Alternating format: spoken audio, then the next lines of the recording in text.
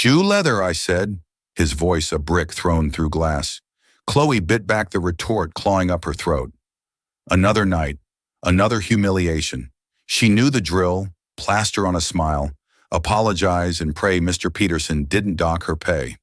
But the man in the corner, he wasn't eating, wasn't even looking at the drama, just watching her, not judging, assessing. Like she was a broken machine he was figuring out how to fix. They all think she's just a waitress, another replaceable cog. What they don't know: her brother's life hangs by a thread, and her quiet acts of grace are the only thing holding it all together.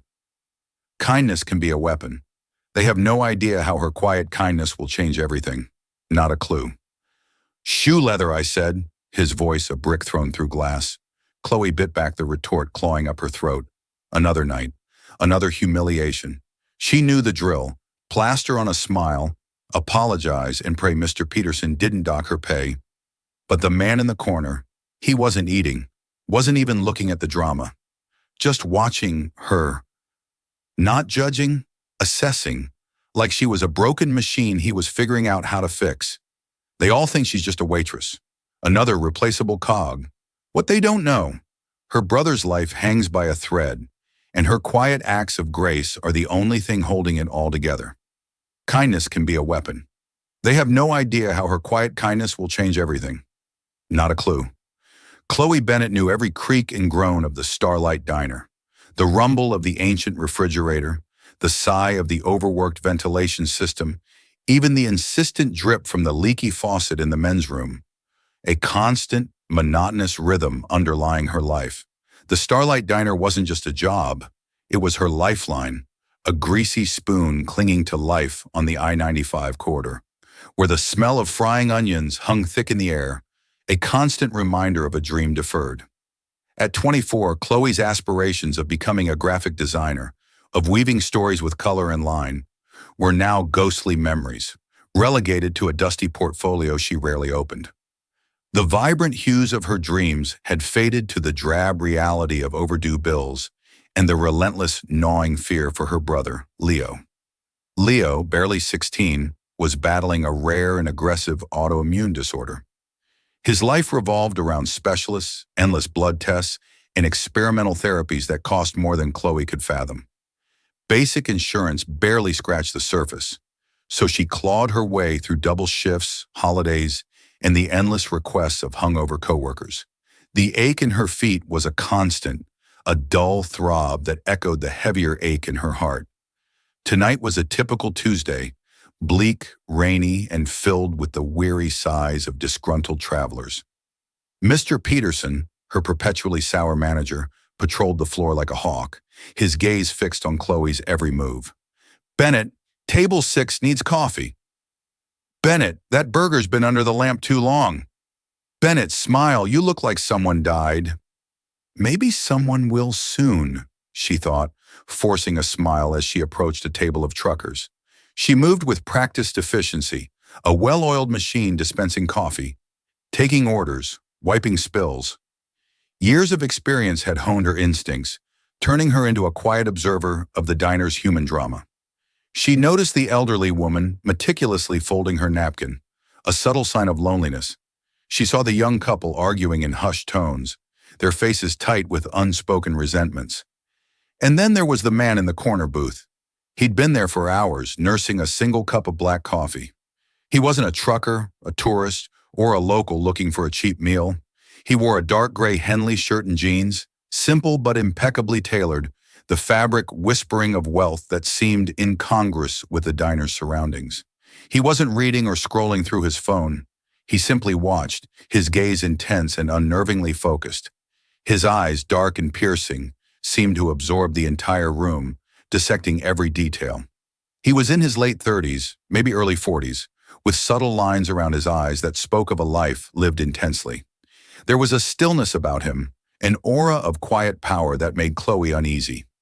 Around 9 p.m., the bell above the door jangled, announcing the arrival of a man who seemed to carry his own personal thundercloud. Loud, brash, and reeking of expensive cologne, he exuded an air of entitlement that made Chloe's skin crawl. He snapped his fingers, summoning her like a servant. "Hey, sweetheart, steak, medium rare, and a beer. Chop, chop." Chloe gritted her teeth and scribbled down the order. "What kind of beer, sir?" "Whatever's domestic and cold. Don't make me think." She delivered the beer and relayed the order to the kitchen, her jaw tight. 20 minutes later, she placed the steak in front of him. He plunged his fork into the meat, took one bite, and slammed his utensils down with a force that silenced the surrounding conversations. "What is this garbage?" he bellowed, his face contorted with rage. "I said medium rare. This is—" That's when it happened. That's when everything changed. Mr. Peterson's head shot up, his eyes wide with alarm. Every gaze in the diner was now fixed on Chloe. The old Chloe, the one with dreams and ambition, might have unleashed a scathing retort. But the new Chloe, the one burdened by debt and driven by a fierce love for her brother, swallowed her pride and offered a placating smile. "I'm very sorry, sir. I'll have the kitchen prepare another one right away." "Don't bother," he sneered, shoving the plate away. "I've lost my appetite. I'm not paying for this slop." "Sir, you've eaten a quarter of it," she pointed out quietly, her voice trembling slightly. "Are you arguing with me?" His voice escalated, laced with menacing undertones. "You want me to tell your manager what a useless waitress you are? I'm not paying. Just bring me the check for the beer." Mr. Peterson scurried to the table, his face a mask of obsequious apologies. "Sir, I'm so sorry. Of course, the steak is on the house. Is there anything else we can get you?" He shot a venomous glare at Chloe. "I'll be speaking with you later, Bennett." A wave of humiliation washed over Chloe. She mumbled an apology and retreated, busying herself with wiping down the counter, her back to the room, fighting back tears. Not here. Not now. After the man paid for his beer and stormed out, Chloe cautiously approached the table, her movements stiff and mechanical. As she cleared the half-eaten steak, she noticed something tucked beneath the plate, a crisp $20 bill. It was more than enough to cover the steak he'd refused to pay for. She glanced around, but he was gone. It must be a mistake. She took the money to Mr. Peterson. "Sir, the man at table 7, he left this. It covers the steak." Peterson snatched the bill from her hand, his eyes gleaming with relief. "Good means I don't have to dock it from your pay," he grumbled, stuffing it into the register without another word. Defeated, Chloe resumed her duties, her spirit flagging. The night dragged on, each minute an eternity. Finally, the diner began to empty, the last few patrons trickling out into the rainy night. Only one remained, the quiet man in the corner. She approached his table, coffee pot in hand. "More coffee, sir." He looked up, and for the first time his gaze focused solely on her. His eyes were an astonishing shade of green, like moss after a rain. "No, thank you. Just the check, please." His voice was calm and deep, a stark contrast to the grating belligerence of the steak man. She fetched the bill, $2.50. She placed it on his table. He laid a credit card on the tray. It was a sleek, matte black card with no flashy design. The name on it read, Con O'Connell. She ran the card and returned with the receipt for him to sign. He scribbled his signature, added a tip, and folded the slip before placing it back on the tray. "Have a good night," he said, his eyes meeting hers again. There was an unreadable expression in their depths, a flicker of something that might have been empathy or perhaps respect. "You too, sir," she replied automatically. He rose, revealing that he was taller than she'd initially thought, easily 6'2", with a lean, athletic build. He gave a slight nod and disappeared into the rainy darkness, leaving an unsettling silence in his wake. Chloe picked up the tray, her mind already calculating. A 20% tip on $2.50 would be 50 cents. Maybe he'd be generous and leave $1. She needed every penny she could get. She flipped over the receipt, and her breath hitched in her throat. She stared, certain her exhausted eyes were playing tricks on her. She picked it up, her fingers trembling. The total bill was $2.50. On the tip line, he had written, clear as day, 5,000. Below the tip, in the same neat, precise handwriting, was a brief message. Character is a currency that isn't accepted everywhere. Where it matters, it's priceless. Your patience tonight was worth more than this. Below that, a phone number and another line. If you believe you're worth more than this diner, call me. We have something to discuss. Chloe sank back into the booth, the receipt clutched in her hand, her heart hammering against her ribs. $5,000. It was more than 2 months' rent. It was a full cycle of Leo's medication. It was a lifeline. But it was the note that truly staggered her. He had seen it all. He had witnessed her humiliation, her restraint, her quiet dignity, and he had assigned it a value that was beyond comprehension. The world, which had felt so small and gray just moments before, suddenly felt vast, terrifying, and brimming with an impossible light. She wouldn't forget the note in a hurry. The Starlight Diner closed at midnight. Chloe spent the last hour in a daze, mechanically wiping down tables and restocking salt shakers. Mr. Peterson, mollified by not having to comp the steak, granted her a curt nod and left her to lock up. The man in the corner, he had witnessed the peak of her humiliation and seen value, not pity. The next morning, her bank app confirmed it. The credit card transaction had cleared. The diner's account was $5,002.50 richer. She walked home in the rain, the thin fabric of her jacket doing little to keep out the chill. The receipt was tucked safely in her wallet, feeling like a hot coal against her hip. Her apartment building smelled of damp carpet and boiled cabbage. Inside her small, cluttered living room, she checked on Leo. He was asleep, his breathing shallow. The $5,000, if it was real, was a godsend. It would cover next month's treatment completely. It would mean she wouldn't have to choose between keeping the lights on and buying the medicine that kept her brother alive. Her heart pounded a frantic rhythm against her ribs. She took a deep breath and dialed the number. It rang twice. A crisp, professional voice answered. "Not Kion O'Connell's O'Connell. How may I direct your call?" It was a woman's voice, cool and efficient. Chloe's mouth went dry. Hello. My name is Chloe Bennett. I was given this number by Mr. O'Connell." It came out as a question. There was a brief pause. Chloe could hear the faint, almost imperceptible click of a keyboard. "One moment, Miss Bennett." She was put on hold. The music wasn't the usual tiny elevator tune. It was a complex, beautiful piece of classical piano. After what felt like an eternity, the woman's voice returned. "Mr. O'Connell can see you tomorrow morning at 10. Che, the address is Warren Weir 0 Westbridge Avenue, penthouse suite. Please bring a form of identification. A car will be waiting for you at your address at 9:15. Does that work for you, Miss Bennett?" Chloe blinked. A car? A penthouse suite? This was happening. "Yes," she squeaked, her voice barely a whisper. "Yes, that works. Very good. We will see you then." The line went dead. Chloe stared at her phone. 1400 Westbridge Avenue was the O'Connell Tower, a gleaming spire of black glass and steel that dominated the city skyline. It was a monument to a world she had only ever seen from the outside, a world of power, of wealth, of influence. The fear was immense, a cold dread that settled deep in her bones.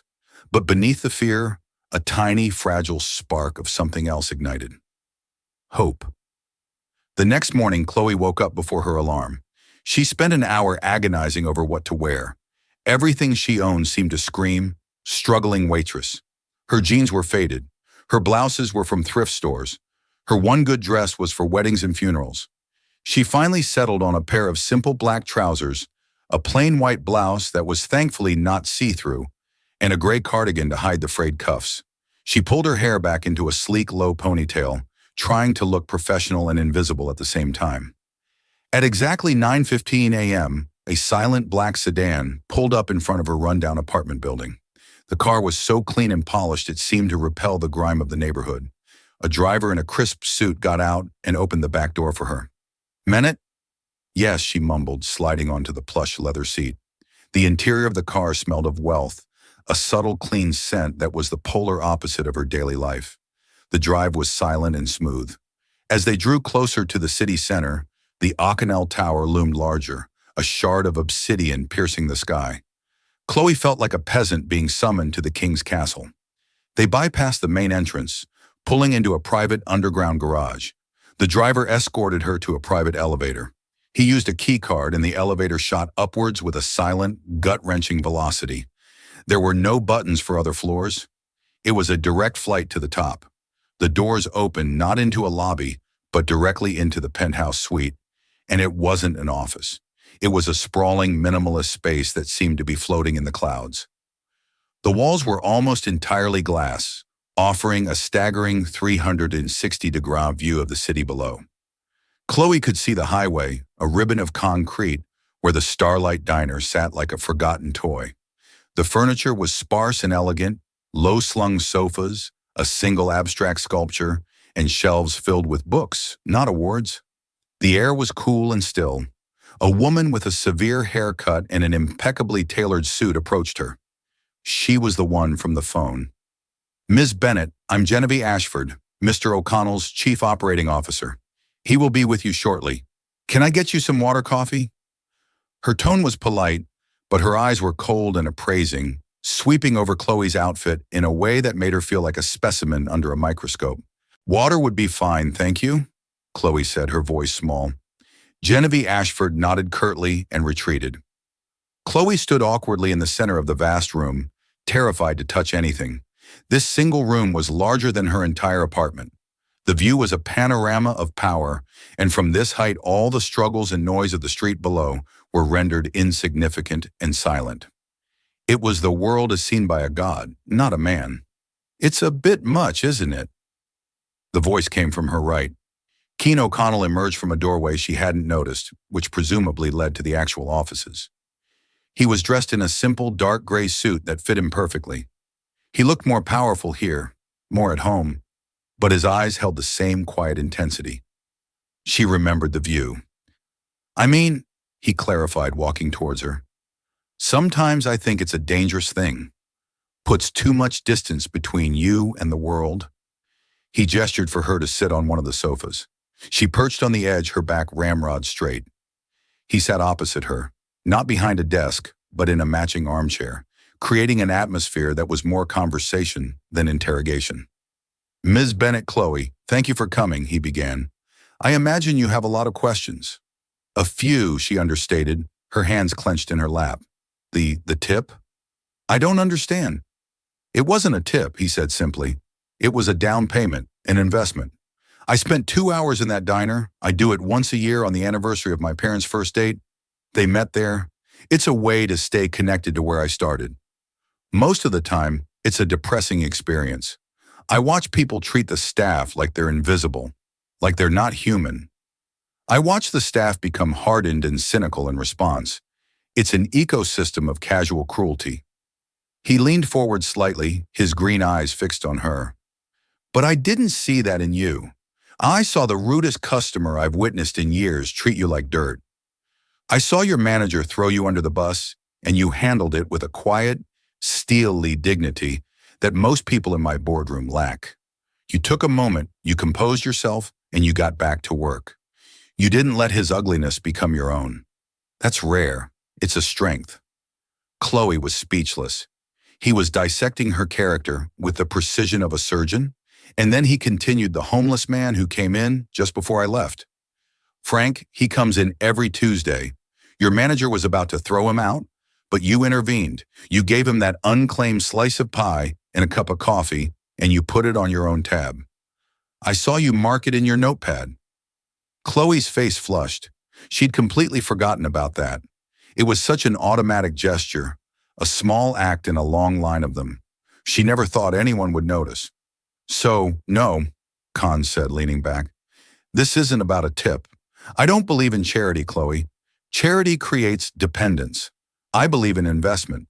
I invest in businesses, in technology, in ideas. And most importantly, I invest in people. People with integrity, with resilience, with character." He paused, letting the words hang in the air between them. "Your brother's name is Leo. He has a stage 3 variant of Kawasaki disease, complicated by macrophase activation syndrome. The current treatment protocol involves high-dose IVIG and an experimental TNF inhibitor, which costs roughly $22,000 for a 6-month course, not including consultations and hospital fees." Chloe felt the blood drain from her face. How do you know that I have extensive research resources, Miss Bennett? He said, his tone matter-of-fact, not threatening. When I consider an investment, I do my due diligence. Your life is difficult. You dropped out of a graphic design program where you were at the top of your class to care for him. You work 70 hours a week. You have no safety net. He stood up and walked to the window looking out over the city. So, this is my proposal. It's not a gift, it's an offer. As of this morning, I have paid off Leo's outstanding medical debt and established a fund to cover all his future medical expenses for as long as he needs it. Consider it a signing bonus. Chloe's world tilted on its axis. A sob caught in her throat. All of it. The mountain of debt that haunted her every waking moment was gone. Tears welled in her eyes, tears of shock and overwhelming relief. But that's not the offer, Khan said, turning back to her. That just clears the board. I'm starting a new philanthropic branch of my company, the O'Connell Foundation. It's not about writing checks.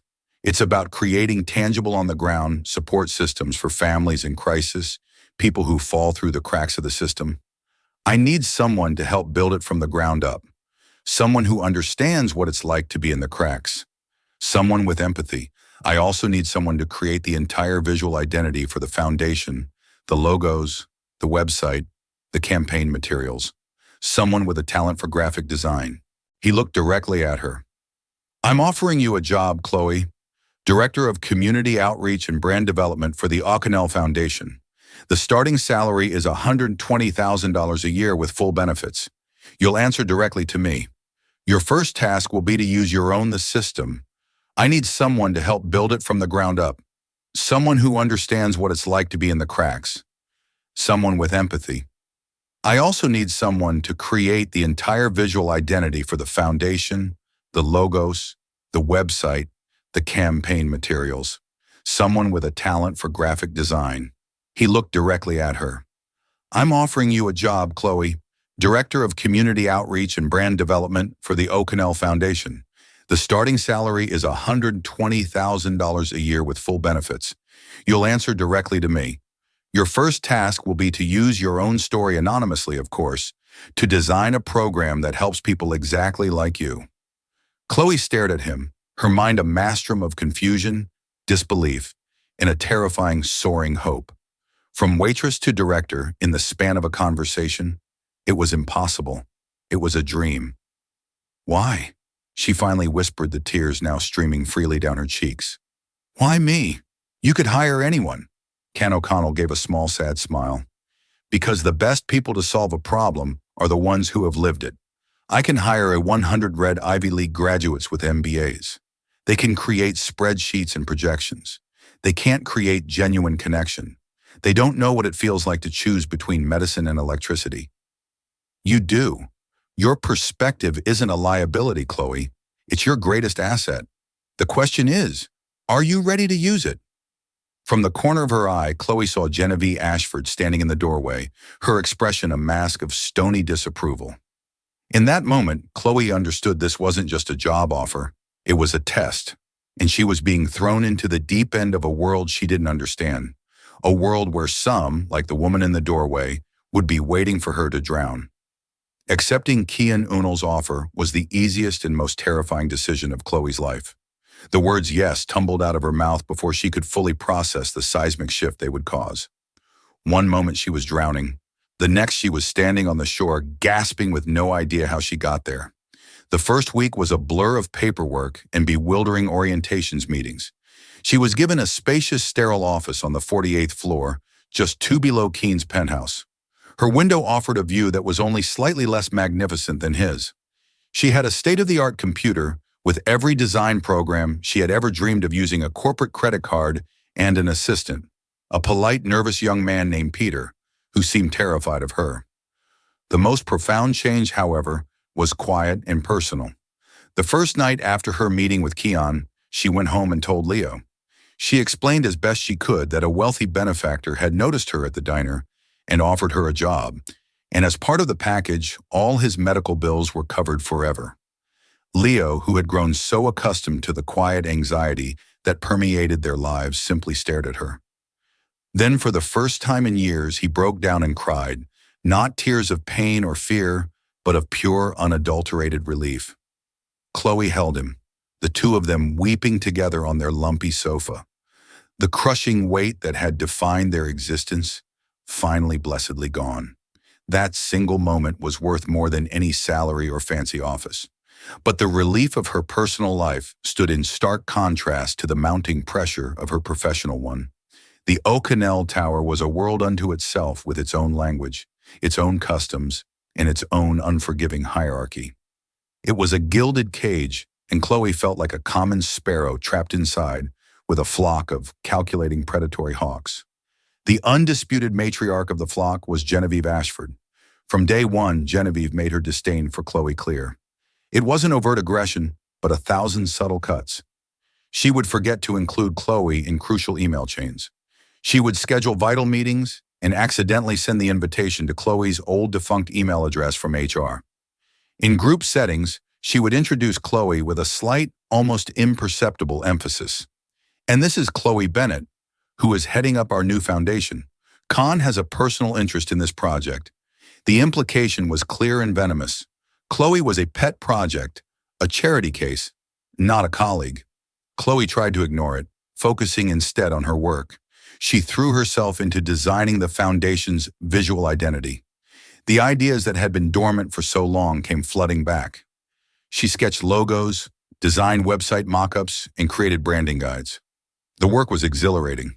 When she was lost in a color palette or a typography choice, she could almost forget the cold stares and whispered conversations that followed her down the hallway. Her first major assignment was to develop and present a proposal for the foundation's inaugural project. Drawing on her own experience, she designed the Bridge program, a system to provide immediate, no questions asked, financial relief to families who hit a sudden medical or housing crisis, buying them the crucial 30 to 60 days they needed to find a more permanent solution. It was about filling the gap, the terrifying chasm between a paycheck and a catastrophe. She worked tirelessly on the presentation, creating compelling infographics and a detailed, compassionate plan. The presentation was to be made to the company's executive board, a panel of 6 sharp-suited, stern-faced individuals, including Genevieve and Khan. Chloe felt sick with nerves as she stood at the front of the boardroom. The room was intimidating, all dark wood and polished chrome, with a view that could make a person feel dizzy. Khan gave her a small, encouraging nod from his seat at the head of the table. Genevieve, seated to his right, looked bored. Chloe began her voice, trembling slightly at first, but gaining strength as she spoke about the people she wanted to help. She talked about the paralyzing fear of an eviction notice, the shame of having a prescription declined at the pharmacy counter. She didn't use her own story, but she poured all of her own emotions into it. When she finished, there was a polite silence, a very passionate presentation. Ms. Bennett, one of the board members, a man named Mr. Davies, commented, his tone non-committal. Then Genevieve spoke, her voice smooth as glass indeed, passionate. However, I see a few practical and frankly alarming oversights. She picked up the proposal Chloe had distributed. Your projected budget for this bridge program is ambitious to say the least. But more importantly, your vetting process for applicants seems dangerously lax. Minimal paperwork, you say. Emphasis on speed. That sounds like a recipe for fraud. How do we ensure we're not just handing out money to grifters and sob stories? Chloe was prepared for this. The goal is to eliminate the bureaucratic barriers that often prevent the most desperate from getting help. We'd have a small team of caseworkers to do rapid personal follow-ups. The initial grant is small enough to be a low risk for the foundation, but large enough to be life-changing for the recipient. It's about trusting people first. Genevieve gave a small, condescending laugh. Trust, a lovely sentiment, but a disastrous business model. We are a corporation, Ms. Bennett, not a soup kitchen. Every dollar must be accountable. Your proposal lacks metrics for success, key performance indicators, and a scalable framework for fraud prevention. It's emotionally driven, not data-driven. She had reframed Chloe's strength, her empathy, as a fatal weakness. The other board members began to murmur in agreement, their faces hardening. Chloe felt her confidence crumble. Genevieve was speaking their language, the cold, hard language of profit and loss of risk mitigation and scalability. Chloe's compassionate plan suddenly sounded naive and childish. She fumbled for a response, but the corporate jargon Genevieve had deployed was like a wall she couldn't climb. She glanced at Keon, hoping for support, but he remained silent, his expression unreadable, watching her, letting her handle it. It was a test, and she was failing spectacularly. The meeting ended with the board table tabling her proposal for further review, a polite term for killing it. Chloe walked back to her office, her face burning with humiliation. She felt like an imposter who had finally been exposed. Genevieve had been right all along. She didn't belong here. The final, most cruel cut came 2 days later. Peter, her assistant, knocked on her door, looking deeply uncomfortable. "Miss Bennett, I thought you should see this." He handed her a print out of an internal memo drafted by Genevieve. It was a proposal for the Foundation's first major fundraising event, a lavish high society gala. The theme was a gilded evening of giving, and it targeted the city's wealthiest donors. The memo went on to propose an adopt-a-family program where donors could be matched with a vetted, deserving, needy family, complete with a glossy brochure of their story. It was a perversion of everything Chloe had intended. It turned charity into a spectator sport for the rich, turning families' private tragedies into sentimental commodities to be purchased. It was everything she had fought against. And at the bottom of the memo in the section for Project Lead was her name. Genevieve had not only rejected her idea, but had twisted it into this grotesque parody and assigned her to execute it. It was a checkmate. If she refused, she would look uncooperative and incapable. If she accepted, she would be forced to betray her own core principles. Chloe stared at the memo, the words blurring through a fresh wave of tears. She had been so wrong. Keane O'Connell hadn't saved her. He had simply moved her from one cage to another. This one just more luxurious and with a far more cunning serpent inside. She picked up her bag, leaving the memo on the desk. She walked past her bewildered assistant, got in the elevator, and rode it down to the ground floor, not knowing if she would ever come back. Chloe didn't go home. The thought of facing Leo's hopeful face was more than she could bear. Instead, she walked. She walked for hours, letting the city's anonymous crowds swallow her up. The towering buildings that had once seemed to promise a new future now felt oppressive, their glass and steel facades reflecting her own failure back at her. She found herself almost unconsciously in her old neighborhood. The familiar sights and sounds, the rumble of the elevated train, the smell of street vendor hot dogs, the chatter of people on their stoops were a painful reminder of the life she thought she had escaped. It was a hard life, but it was honest. There were no hidden agendas, no corporate sabotage. Cruelty like that of the man in the diner was at least direct. This new world with its smiling assassins and polite poison was infinitely more treacherous. She ended up on a bench in a small scruffy park, watching children play on a rusty swing set. Her phone buzzed in her pocket. It was Khan. She ignored it. It buzzed again and again. On the 5th call, she finally answered, her voice flat and devoid of emotion. "What? Where are you?" His voice wasn't angry, just calm and direct. "Does it matter? I'm quitting." "You can tell Genevieve she won. I'm not cut out for your world." There was a pause on the other end of the line.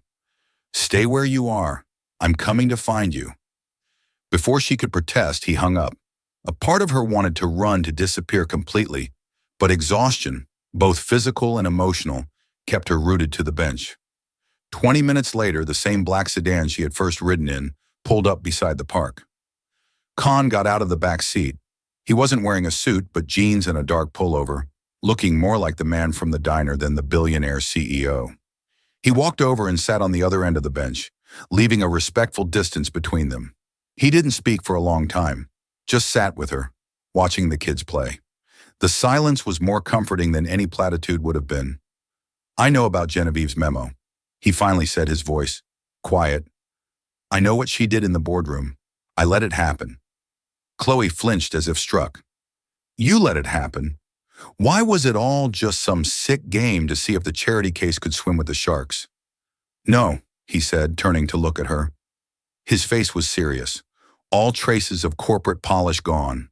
"It was a test, but not just for you, for the board, for the system I've built.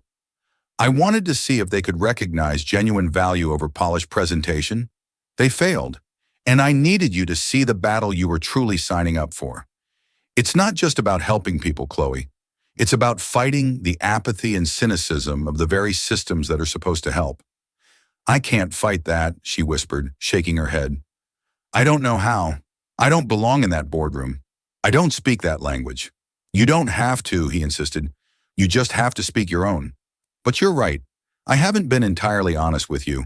I asked too much of you without giving you the whole truth. He paused, seeming to gather his thoughts. The reason I was at that diner, it's true my parents met there, but there's more to it. And the reason I chose you. It wasn't random. It wasn't just your character. In that moment, he reached into his jacket and pulled out a worn leather wallet. From it, he extracted a folded yellowed piece of newspaper, carefully laminated. He handed it to her. The headline read, "Off-Duty Paramedic, a Hero in Highway Pileup." The date was 16 years ago. The article described a multi-car crash on the I-95. An off-duty paramedic on his way home had been the first on the scene. He had pulled a woman from a burning car just seconds before it was engulfed in flames, saving her life. The article named the hero paramedic. His name was Daniel Bennett. Chloe stared at the name, her father's name. He was a paramedic. He had died when she was 8 months after this article was published. A sudden massive heart attack in his sleep. Her memories of him were fragmented, blurry images of a kind man with a warm smile who was always tired. The woman he saved, Khan said softly, his voice thick with emotion. That was my mother. Chloe looked up from the clipping, her heart stopping. She stared into Kian Unal's green eyes, and for the first time, she saw not a billionaire or a CEO, but the boy who almost lost his mother in a fire. He saved her life, Kian continued. My father was in the car behind her, trapped. He saw the whole thing. He said, your father was fearless. After the ambulance took my mom to the hospital, your father just faded back into the crowd. My dad tried to find him to thank him, but he couldn't get his name at the scene. By the time we tracked him down through the paramedic service a few weeks later, we learned he had passed away. We never got to thank him. We never got to repay the debt. He looked away toward the skyline that bore his name. My parents died 2 years later in another crash. I went into the foster system. I never forgot the name, though. Daniel Bennett. For years, I've had my people searching, trying to find his family to see if they needed anything. The search was difficult. You and your mother moved after he died, and your mother remarried and changed her name. It was only recently, through a deep dive public record search, that we found a match.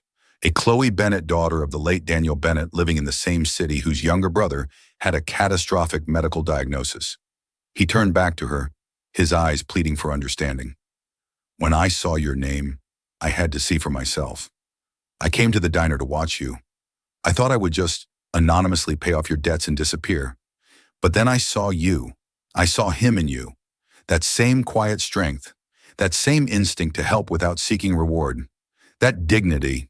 It wasn't charity, Chloe. It was never charity. It's a debt of honor my family has owed yours for 16 years. The world had shifted beneath Chloe's feet once again.